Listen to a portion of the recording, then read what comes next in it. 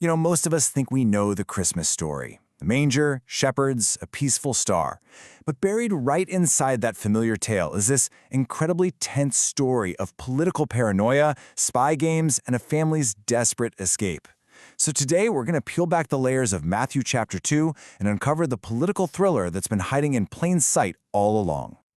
Okay, so let's just dive right into that. It's a fantastic question because it really forces you to look past the cozy nativity scene and see the raw power dynamics going on. This isn't just a sweet story about a baby being born. It's about the collision of a new, prophesied king with an old, deeply paranoid one. And that, right there, is a recipe for some serious high-stakes drama. All right, so our story doesn't kick off in a stable with animals. No, it starts in the corridors of power. It all begins when these mysterious foreign visitors show up with a question that sends absolute shockwaves through the entire capital city. So, let's set the scene here. We're in Judea, and it's ruled by King Herod. Now, this is a guy who is famous for his incredible ambition, his massive building projects, but also for his absolute brutal ruthlessness when it came to protecting his throne. And right into this powder keg walk these influential scholars, the Magi, from another country. I mean, the danger here is all in the question itself, right? Imagine walking into the Capitol today and asking loudly, "Hey, where's the new leader who was just born?" For a ruler like Herod, this isn't some theological curiosity, it's a declaration of a rival. It's a direct political challenge, and they're doing it out in the open. Herod's fear was totally contagious. So why was all Jerusalem with him troubled? Well, because they knew their king. They knew his paranoia, they knew what he was capable of. An unstable throne meant an unstable, dangerous city for everybody. This wasn't excitement in the air, it was pure collective anxiety. So how does a guy like Herod respond? Well, this threat doesn't just worry him, it kicks him into gear. He immediately starts scheming, using all of his power and his intelligence network to figure out how to neutralize this problem permanently. At first, Herod doesn't just react with brute force. He's cleverer than that. He calls in his own religious experts, the chief priests and scribes. And the irony is just incredible. They're the ones who hand him the very piece of information he needs, a prophecy that pinpoints the exact location of this supposed rival. His paranoia now has a target: Bethlehem. Just look at how methodical this is. First, he gathers intel from his scholars. Then he secretly calls in the Magi to get a timeline, which is crucial for figuring out the child's age. And finally, he weaponizes them. He turns their religious journey into an intelligence-gathering mission. He basically deputizes them as his own unknowing spies.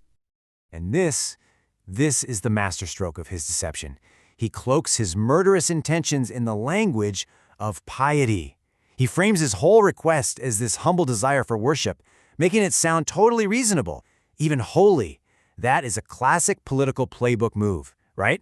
Hide your true motives behind a virtuous public mask. Of course, the author of Matthew, he doesn't let that lie hang in the air for very long. We, the audience, are told explicitly what the wise men don't know yet.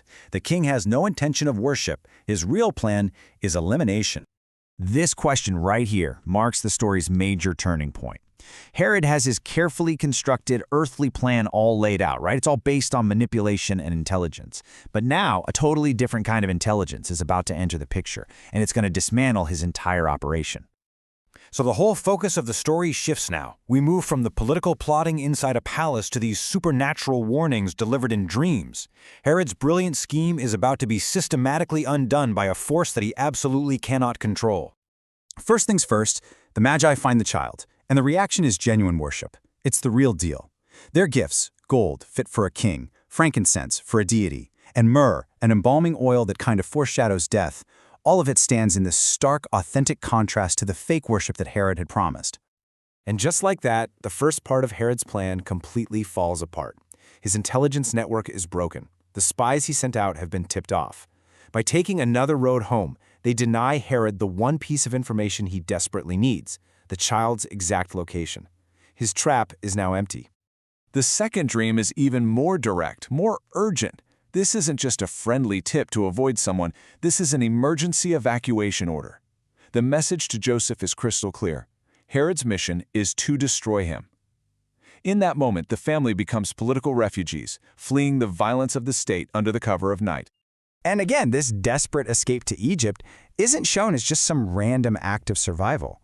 The author is constantly framing these events as the fulfillment of ancient prophecy, weaving this one family's personal crisis into the grand epic story of their people. So what happens when a paranoid tyrant gets outmaneuvered, when his clever plan completely fails, while the story takes its darkest turn? The pious mask gets ripped off, and all that's left is pure, unrestrained rage. Tricked. That is the key word. For a ruler like Herod, being publicly humiliated, being outsmarted, that's an intolerable insult. His fury isn't just disappointment. It's the rage of a predator who has lost his prey and, maybe more importantly, has lost control. Since he can't find his one specific target, he resorts to brute force. He creates a dragnet of just unimaginable cruelty. And this single detail, the age limit, which he based on the timeline he squeezed out of the Magi, is absolutely chilling. It turns out his intelligence gathering wasn't useless after all. It just ended up serving a much more horrific purpose. This horrific act, the massacre of the innocents, is then linked all the way back to the prophet Jeremiah. It connects the weeping mothers of Bethlehem to Rachel, an ancestral mother of Israel. It suggests that this awful tragedy is a deep, painful echo of the nation's oldest sorrows. The final act of our story starts with the death of the tyrant. So the immediate threat is gone, but the journey home is now filled with new political dangers that are going to require some very careful navigation. Okay, so this lays out the really tough political calculation Joseph has to make. The good news? Herod is dead. The bad news? His son, Archelaus, who was known to be just as cruel, is now the one in charge. So returning to Bethlehem and Judea, still way too dangerous. The dynasty of violence is still in power. And so, one last time, a dream provides the final piece of crucial strategy. Avoid Archelaus' territory, reroute to the District of Galilee up north. This is how the family ends up in Nazareth, a decision that wasn't about going home, but about finding political asylum, guided by a final divine warning. You know, when you strip away all the layers of tradition, the story of Matthew 2 is this raw, timeless account of a family seeking refuge. It's a story of a dangerous border crossing, of trying to find safety in a foreign land, all to escape the lethal paranoia of a political leader.